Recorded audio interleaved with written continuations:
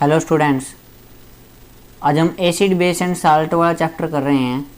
इसमें देखिए चैप्टर का नाम है acid base and salts. Acid के बारे में, बेस के बारे में और साल्ट्स के बारे में हम इसके अंदर पढ़ेंगे। देखिए सबसे पहली टर्म्स है एसिड। एसिड क्या होता है वो देखते हैं हम। The term acid has derived from Latin word acidus which means सोर। देखिए जो एसिड है वो कहाँ से बना है, एक लैटिन वर्ड होता है एसिडस, उससे बना है, जिसका मतलब ही क्या होता है, खट्टा। सोर, सोर का मतलब क्या होता है, खट्टा।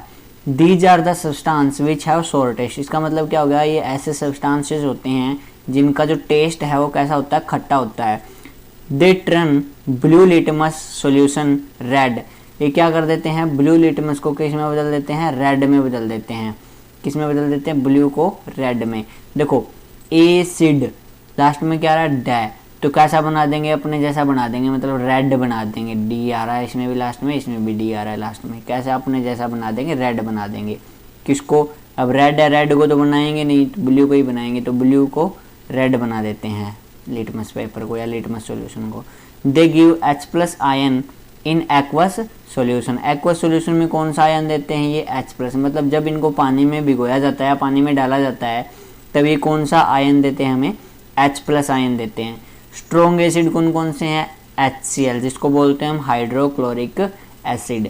और क्या हो गया हमारा दूसरा, सल्फ्यूरिक एसिड, H2SO4 इसका फार्मूला होता है। तीसरा है हमारा नाइट्रिक एसिड, HNO3। ये तीन बहुत ही स्ट्रॉन्ग एसिड माने जाते हैं। कंसेंट इतने स्ट्रॉन्ग एसिड होते हैं कि अगर हाथ पे इनकी बूंद गिर जाए तो हमारे हाथ के आर पार हो जाती है, इतने ज़्यादा स्ट्रॉन्ग एसिड होते हैं ये। वीक एसिड देखिए क्या होते हैं, वीक एसिड कौन कौन से होते हैं, ये देखिए CH3COOH, CH3COOH, ये हमारा क्या हो गया, वीक एसिड हो गया। ऑक्जेलिक एसिड हो गया, लैक्टिक एसिड हो गया, ये सारे क्या हैं, हमारे वीक एसिड हैं। ठीक है ना, इनका इतना ज़्यादा इफेक्ट नहीं पड़ता जितना ज़्यादा इनका पड़ता है।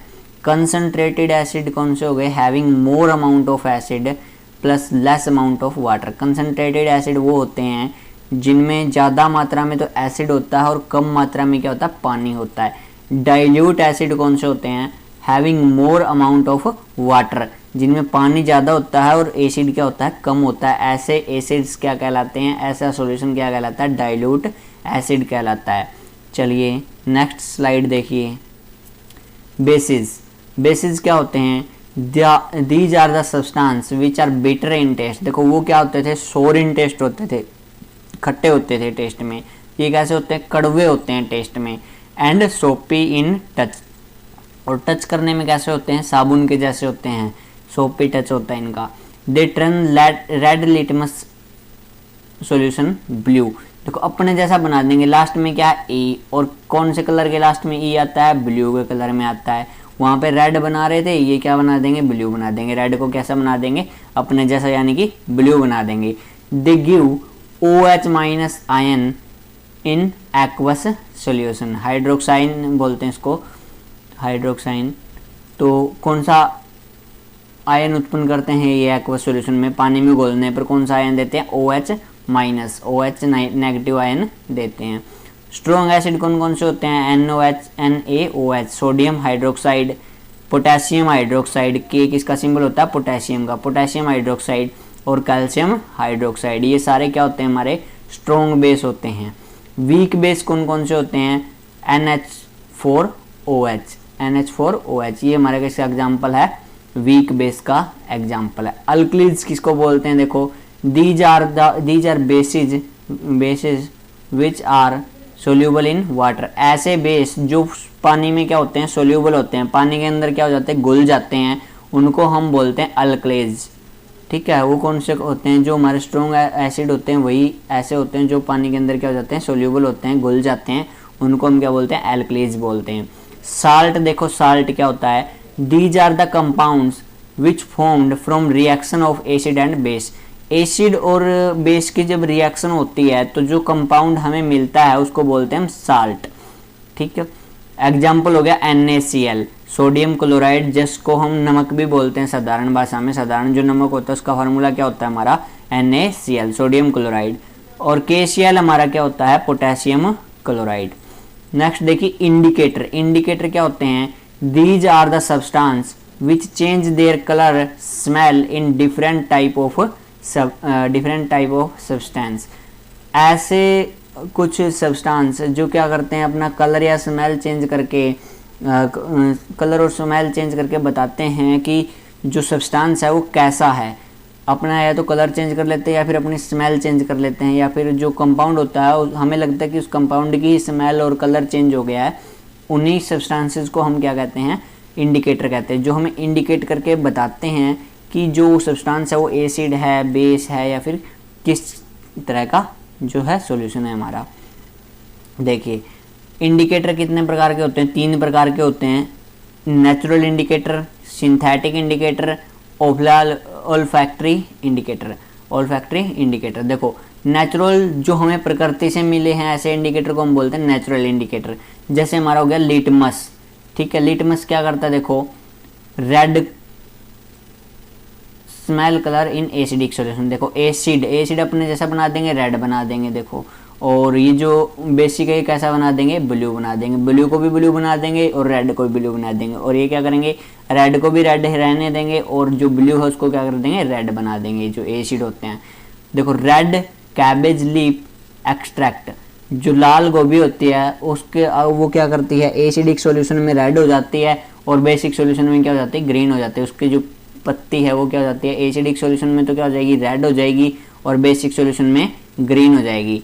Flower of hydrangea plant. Hydrangea जो प्लांट होता है उसका जो फूल होता है वो क्या करता है? एसिडिक सॉल्यूशन में कैसा पड़ जाता है? कैसा कलर हो जाता है उसका?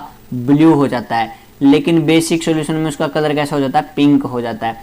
टर्मरिक, जो हम हल्दी यूज करते हैं, यदि एसिडिक सॉल्यूशन होता है तो उसका कोई चेंज नहीं होता। कोई चेंज नहीं होता का मतलब होता है कि उसका जो नेचुरल कलर है, नेचुरल कलर कैसा होता है हल्दी का? पीला, येलो। तो येलो जो कलर है वो सेम का सेम ही रहता है किस मीडियम में? एसिडिक मीडियम में। इसका मतलब ये हुआ कि जो भी हम खाना खाते हैं वो कौन से मीडियम में होता है? एसिडिक मीडियम में होता है। कड़वा नहीं होता, वो थोड़ा थोड़ा खट्टा होता है, ठीक है। मामूली सा होता है खट्टा, लेकिन होता खट्टा। एसिडिक मीडियम में होता है जितना भी खाना हम खाते हैं। अब देखो रेड, बेसिक सॉल्यूशन में क्या होता है? हल्दी का जो कलर है वो क्या हो जाता है? रेड हो जाता है। जैसे आपने देखा हो कभी, यदि कपड़े पे, किसी भी कपड़े पे हल्दी या फिर सब्जी वगैरह गिर जाती है तो हम उसको जब धोते हैं तो साबुन जब उसके ऊपर लगाते हैं, साबुन क्या होती है? बेसिक इन नेचर होती है। और वो बेसिक इन नेचर होती है, इसीलिए वो जो हल्दी का दाग है हल्का कैसा हो जाता है? रेड हो जाता है, ठीक है ना। ये हमने देखा भी है एक्सपेरिमेंट।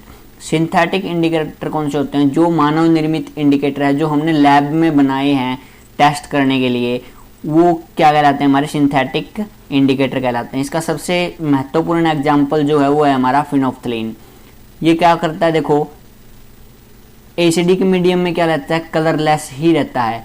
लेकिन जब बेसिक सॉल्यूशन होता है तो उसके अंदर ये कैसा हो जाता है? इसका कलर है पिंक कलर हो जाता है, हल्का पिंक कलर हो जाता है।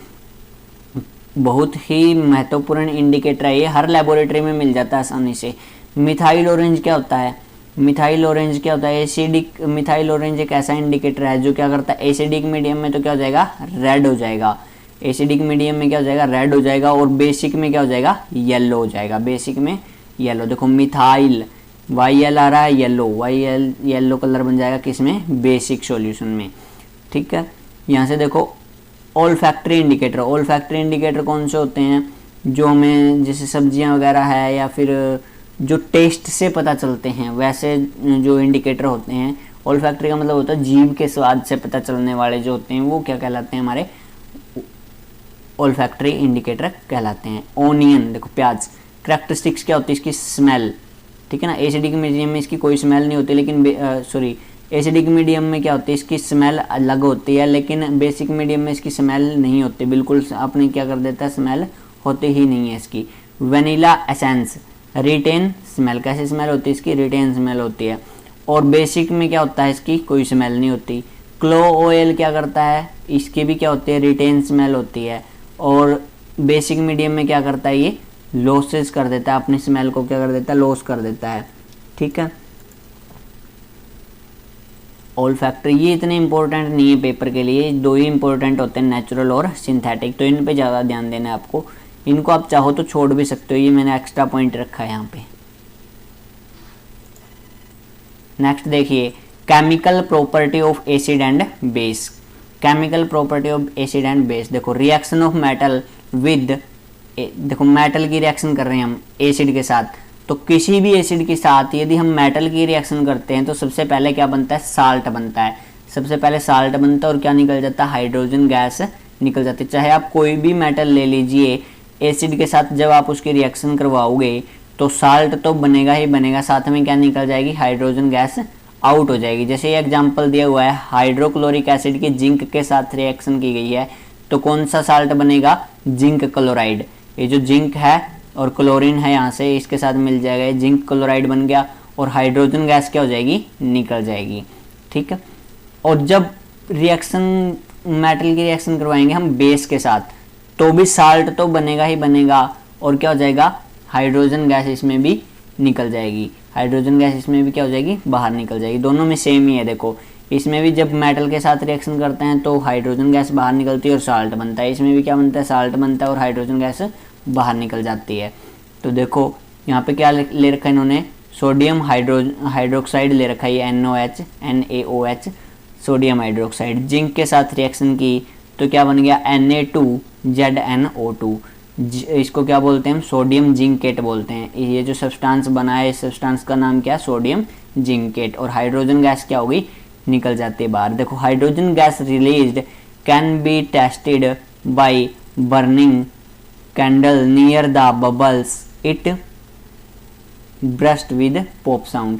देखिए hydrogen gas released can tested by bringing burning candle near gas bubbles, it bursted with pop sound. देखो जब हम जलती हुई मोमबत्ती को किसके पास लेके जाते हैं, गैस बबल्स के पास लेके जाते हैं, तब क्या होता है, हल्की पॉप की साउंड आती है। जैसे आपने जो लकड़ियां होती हैं या फिर आप कह सकते हो जो घर पे लकड़ियां जब हम जलाते हैं तो उसमें से क्या होता है, कई बार उसके अंदर हवा होती है ना, और उसमें जब हमारी जो आग है उसके पास हम उसको लेके जाते हैं तो एकदम से पॉप की साउंड आती है। वो क्यों आती है, क्योंकि हाइड्रोजन जो गैस है वो क्या होती है, वहाँ पे रिलीज होती है, इससे हमें पता चलता है। चलिए बाकी क्वेश्चंस जो है, बाकी स्लाइड्स हम नेक्स्ट वीडियो में करते हैं, इस वीडियो में इतना ही।